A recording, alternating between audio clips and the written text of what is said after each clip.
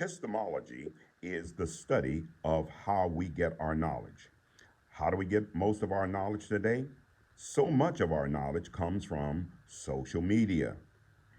I took the time to look on social media at the many platforms about what social media says about Africa's relationship to the Bible.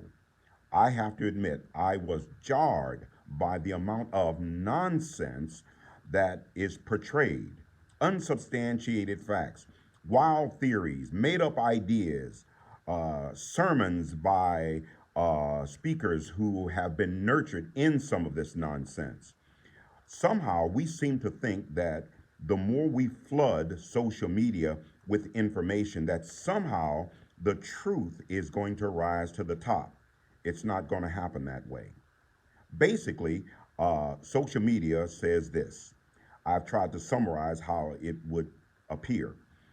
Egypt is the bad guys who worship many gods and idols. And these bad people oppressed God's people. And God had to put the Egyptians down and conquer them and show God's power. This is the basic paradigm that European scholarship on biblical interpretation has given. However, the truth of the matter is that we have to go back and we have to study the record itself.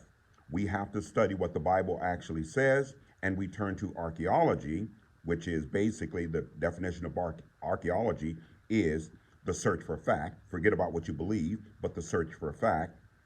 And we have to understand exactly what the facts say, what archaeology has to say. So, the first thing we're going to do is to cite Deuteronomy chapter 23 and verse 7, where God tells the Israelites, do not hate the Egyptians because you were a stranger in his land. What does this mean? It means that you need to recognize that even though there was some oppression of the Israelites in Egypt, that Egypt gave you so very much. Like what? They gave you civilization itself. The Israelite nation was born in Egypt. Also, what the Egyptians gave you was your basic doctrines to your entire religion.